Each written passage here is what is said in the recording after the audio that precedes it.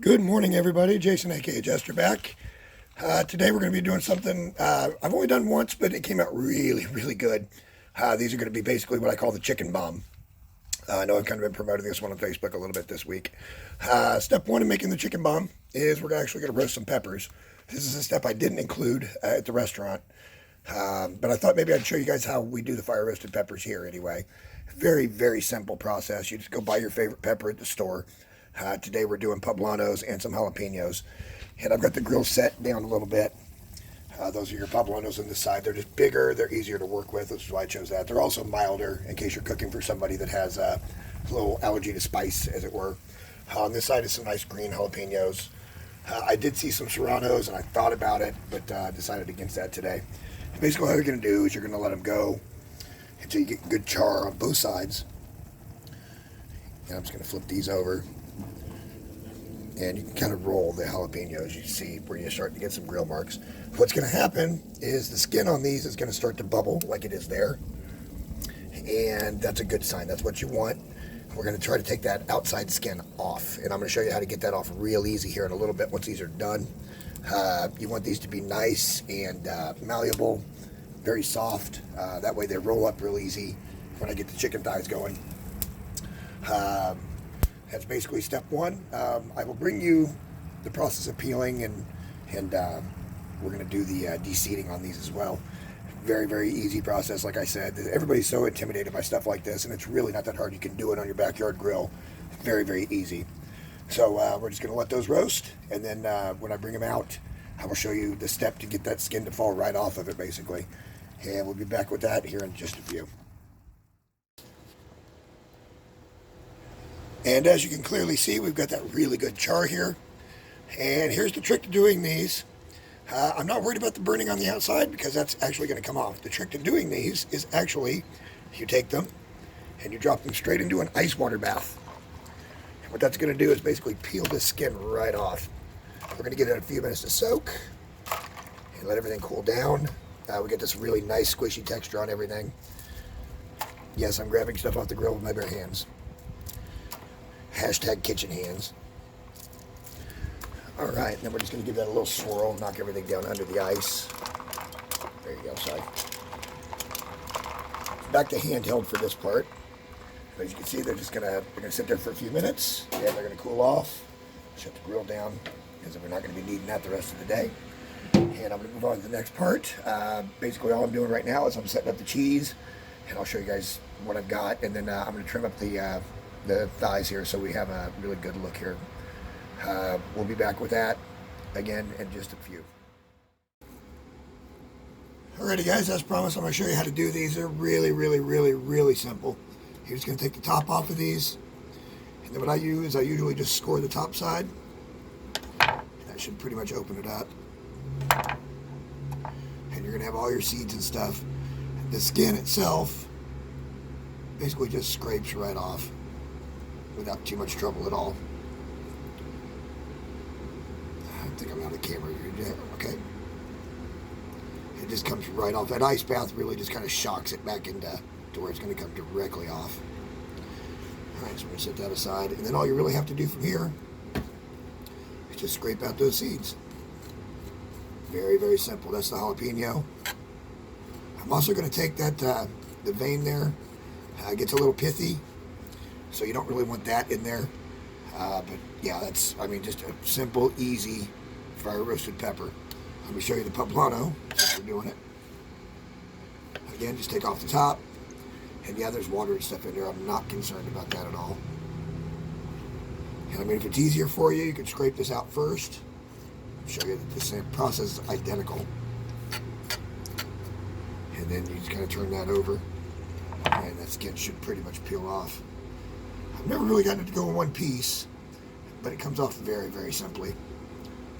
And I only got a few of these because, again, I'm cooking for somebody today that doesn't do spice too well. A couple of people that don't do spice too well. And that's okay. You don't have to put the peppers in there. I just like the peppers because it's an added flavor. And it also enhances kind of the look. If you leave a little bit of skin on, it's no big deal. It doesn't really hurt anything. It's not going to be chewy or anything like that. So there you have it. That's a fire roasted poblano. I don't know if anybody knew how to do that. It's such a simple process, and it's such a cool thing to do with peppers.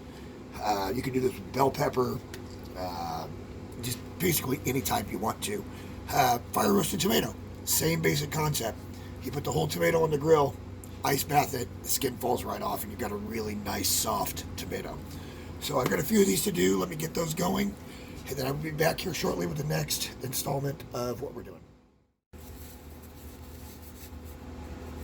Okay, everybody, we're back, and I've got everything ready to be assembled here.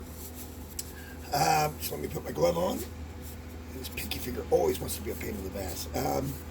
We're sitting out here about 37 degrees, so I had to go to some cotton gloves underneath my rubber gloves. It's a little tougher to get on. Basically, what I have here is I've got some boneless, skinless chicken thighs right here. Those are the regular ones. I haven't pounded them all out yet. But for this purpose, I've actually taken a little tenderizer, meat mallet, as you were, and just kind of flattened this out.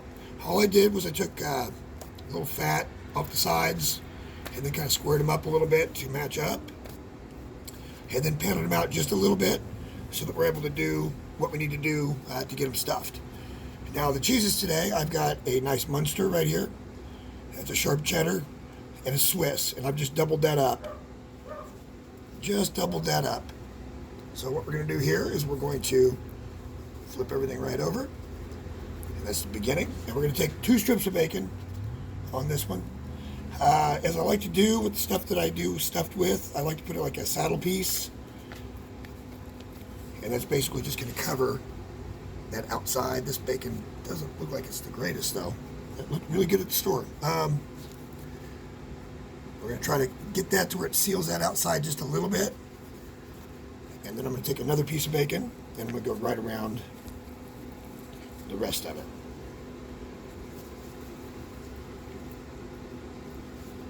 And it's not going to be full coverage, but that's okay. I mean, you're going to get bacon pretty much in every bite on these.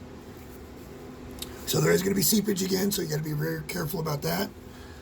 If you get the really, really, really good expensive center cut bacon, you might be able to stop some of the seepage a little bit better.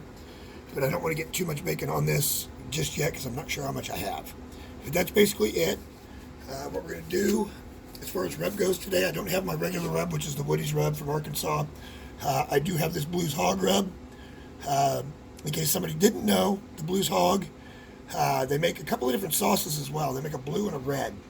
It's a Tennessee red and then like a molassesy based blue.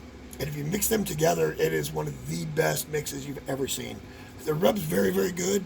The sauce is better. So if you guys have the means or you can find this stuff, definitely give that a go.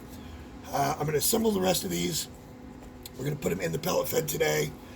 They're not going to go all that long. It's probably going to take a couple hours. We're going to put about an hour's worth of smoke on it, and then we're going to turn it up to about 200, and we're just going to let them finish off there. So I may even put some foil down on them today when they're finishing off, just so we don't lose too much of the cheese. But yeah, this is a chicken bomb, and we're going to get these going. I will have the middle root part and then the reveal here coming up, so stay tuned. You know, it just occurred to me actually that I didn't show you putting the peppers in there. Those are the jalapeno here. I'm just going to put a couple little pieces of jalapeno in that. And then we're going to stack that cheese right inside. That's basically just all you have to do. It's the same basic thing.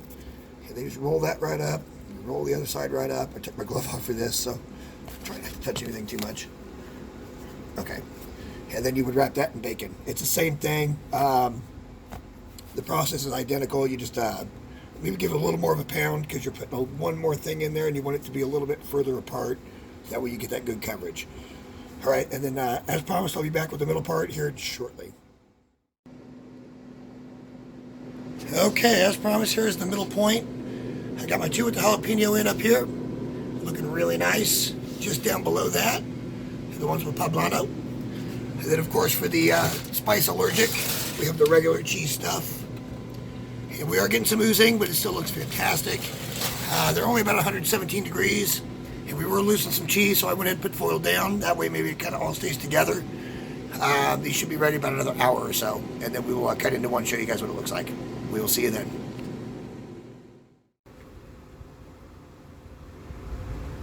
Okay guys, time for the big finish. This is the jalapeno version of the chicken bomb, and it looks really good. Sitting right at 165. Just gonna slide the knife right through there. And we lost some of that cheese, but man, it's still there.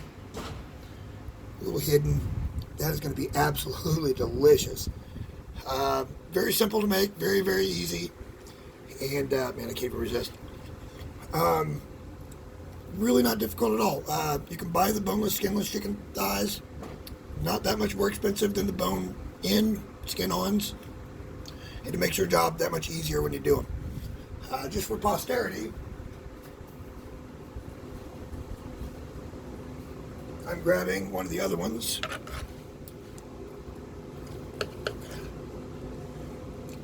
And there you have that too. Cheese still on the inside. Not all, but most. And that's pretty much it. So thank you guys for watching. I'm not sure what we're going to do next week. Actually, I am pretty sure what we're going to do next week. Thanksgiving Day. Probably early. I may do a live and also film. But we're doing a cured bone-in smoked ham that I've never actually tried before.